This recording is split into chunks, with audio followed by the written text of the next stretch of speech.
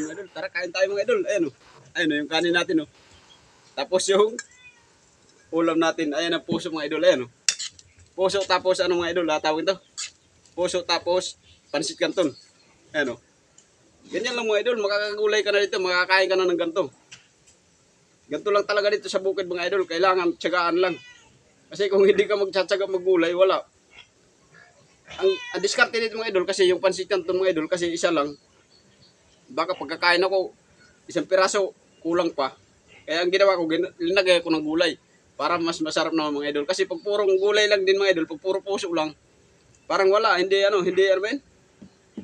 Parang hindi masyado masarap eh. Mas maganda talaga pag may halo. Yung gulay kasi mga idol, pag hinaluan mo, napakasarap na. Kasi pag puro lang, parang walang ano eh. Parang hindi excited masyado eh. Ayan o, diba? Kaya, tapos, ayan o. Oh. Ayan mga idol. Ayan yung ano natin ngayon. Tara mga idol, kain tayo. Ito maganda mga idol, pag mag-isa ka lang, kaya maganda to mga idol, pag mag-isa ka lang, kasi ano, walang tawag ito. Wala nang sasabi sa inyo. Tara, kain na tayo. Ito, pag naluto, kain ka na agad, kasi sulo-sulo mo eh. Diba?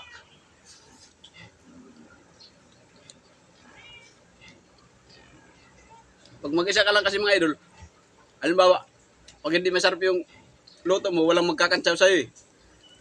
Pag may kasama ka, kakantsawang ka eh. Kaya nakakawalang gana magluto.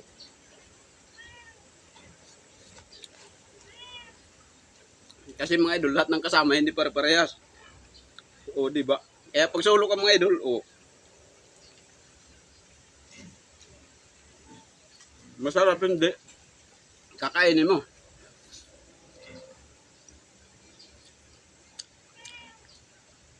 Pero okay na talaga mga idol. Masarap talaga yung ano.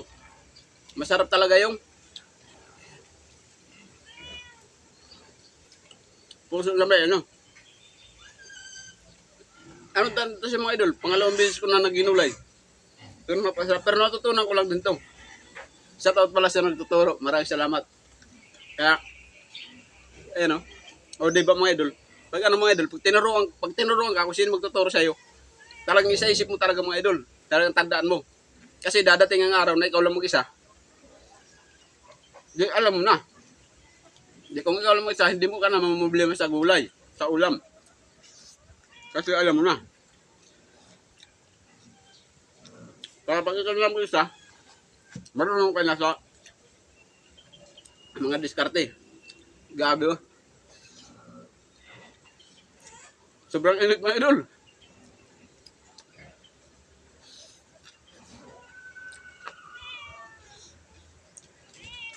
Ganito ka lang mga idol lang. Ang masarap kumain sa ganito. Yung medyo minute-init pa nakakainin mo. Sobrang ganado sa kain. Ang problema lang dito mga idol, wala tayong malamig na tubig. Kaya, mamaya na. Eh, may kasama pala ako, isang muning. Kaya nanghihingi sa akin. Pinakain ko na ayaw ng gulay.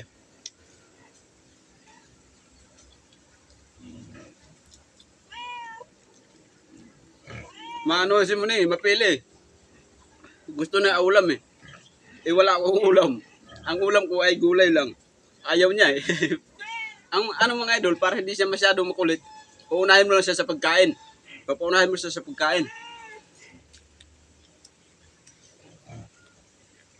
Ang problema, pag hindi na gusto yung ulam, kasi kukulitin ka eh.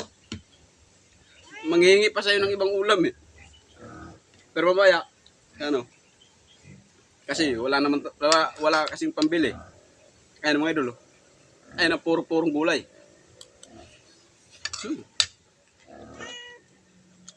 Ayos mga idol, ganado.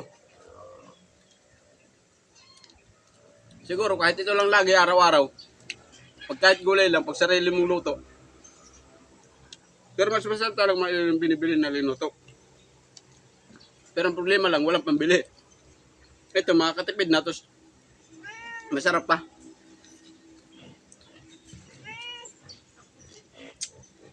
Aso mahirap dito mga idol kasi hindi ka pwede magreklamo pag maalat, sasabihin mo maalat. Hindi ka pwede magreklamo kasi ikaw mismo nagluto eh.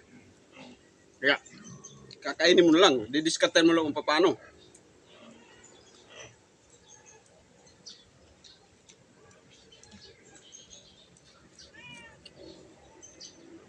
Kaya kung namumblema kayo sa ulam mga idol, huwag kayo mamumblema kasi maraming mga magugulay dyan sa mga labas-labas lang. Pero dito lang sa bundok mga idol kasi pag mga bandang kamay nila, wala.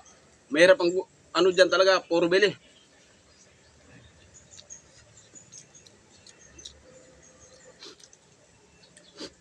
Grabe, yung pag yung project namin nasa Manila, sobrang gastos. Kasi kasi lahat puro bili. Dito medyo nakakamura kami kaya pag ganito mga idol, pag ganito yung trabaho, medyo marami kang makukuhang gulay. Medyo nakakatipid tayo.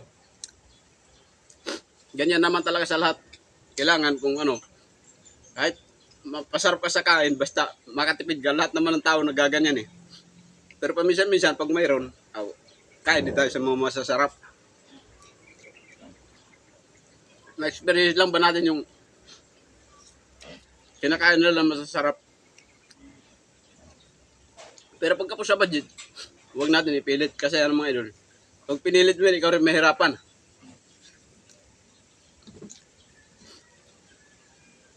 Ginawa ko dati yan eh.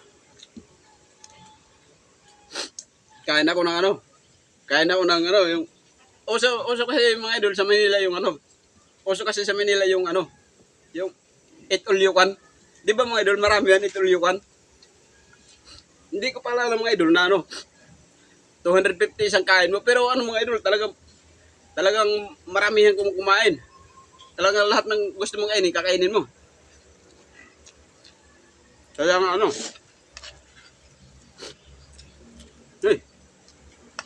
kaya nga eat all you can.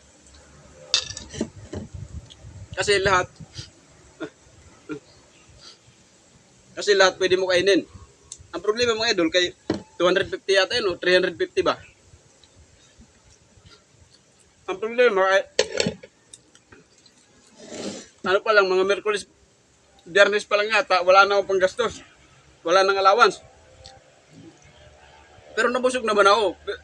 Grabe busog ko. Pero kay naman mga idol, tawag ito? Grabe busog ko, pero talagang higpit sinturon din ako nung pagkatapos na.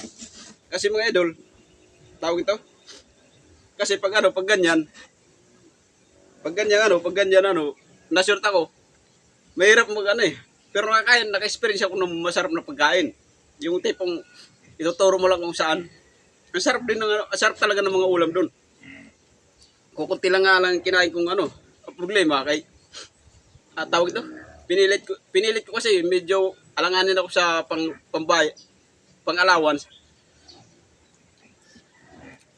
Kasi pinilit ko pa rin kasi kasi ito liwan daw, pwede mo kainin lahat. O diba? Dagdag experience yun sa akin mga idol kasi pag mga idol, pag pinilit mo na wala pa sa nung panggastos mo, ikaw mahirapan eh. Kaya mula nun, pag may yung allowance ko pag may tira, yun na lang ako kumakain. Paminsan-minsan.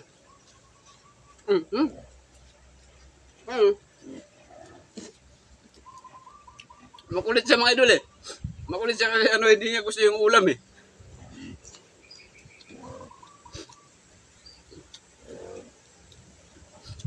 Akala na siguro mga idol, akala siguro yung gulay, yung kinakain ko masarap. Parehas lang naman sa kanya. Binigay ko na sa na pinauna ko. Ayaw pa rin. Kaya mga idol, mabait lang kasi yan. Nagugutom na kasi masyado kaya.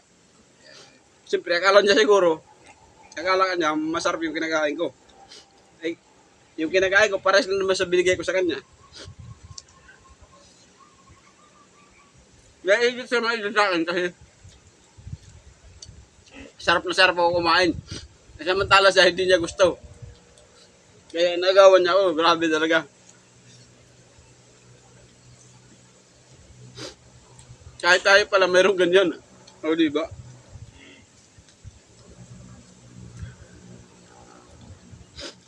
Kaya itong masarap dito mga idol.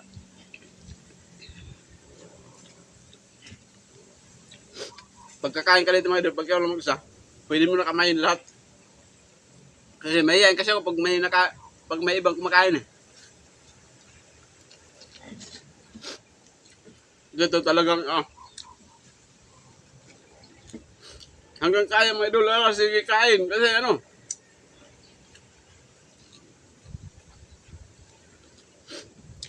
pag ikaw lang isa mga idol, pwede ka magtipid, pwede rin hindi. Nakadepende sa'yo. Kung halimbawa gusto mo paabuti ng isang araw to, gagawin mo 3 kain. Pero kung masarap, walang budget eh. Ala, kaon. Nga, ganyan lang talaga mga idol. Pag sulo ka lang, napakasarap kumain ng ganito, ano. Parang lang tayo ng ulam. Huwag kang mamili. Grabe mga idol. Masarap talaga.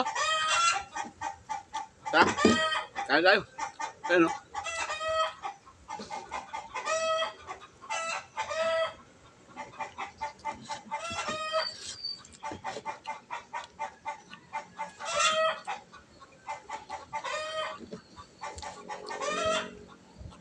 Busog na naman tayo mga idol. Ano? Kaya mga idol, kung nag-abot ka dito, maraming salamat sa panonood at pasubscribe naman mga idol kung pasubscribe and follow naman. Kung magustuhan niyo yung gantong mga video, pasubscribe and follow naman. Maraming salamat mga idol. Thank you. Dito muna mga idol. Medyo busog na tayo. Ay, maraming salamat sa panonood.